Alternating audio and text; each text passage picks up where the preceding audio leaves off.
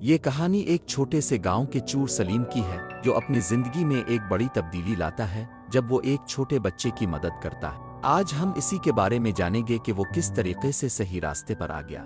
سلیم ایک چور ہے جو ایک چھوٹے گاؤں میں رہتا ہے۔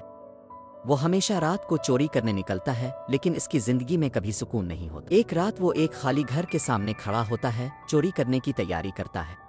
وہ سوچتا ہے کہ اس کا دل کیوں اتنا خالی ہے، چاہے وہ کتنی دولت چوری کرے۔ وہ سوچتا ہے کہ آخرکار اس کی زندگی کا مقصد کیا ہے۔ جب چوری کے لیے سلیم گھر کے اندر داخل ہوتا ہے اور وہاں ایک چھوٹا بچہ روتا ہوا نظر آتا ہے۔ بچہ بھوک سے بے حال ہے، اس کے پاس ایک خالی پیالی ہے اور وہ اپنی ماں کے آنے کا انتظار کر رہا ہے۔ سلیم جب بچے کو دیکھتا ہے تو دیکھ کر ہمدردی محسوس ہوتی ہے۔ وہ سوچتا ہے کہ اگر وہ اس بچے کی مدد کرے تو کیا اس کی زندگی میں کوئی تبدیلی آ سکتی ہے۔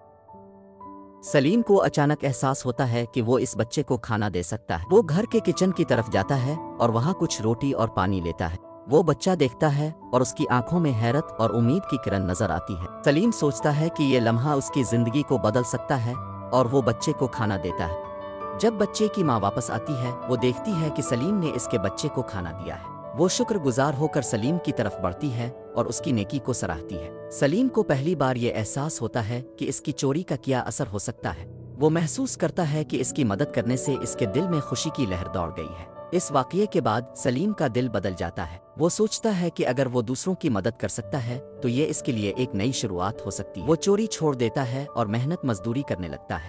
آہستہ آہستہ وہ گاؤں کے لوگوں کے درمیان اپنی جگہ بناتا ہے اور ان کی مدد کرنے لگتا ہے۔ سلیم کو نیکی کرنے سے سکون ملتا ہے اور وہ گاؤں کے لوگوں کی مدد کرتا ہے۔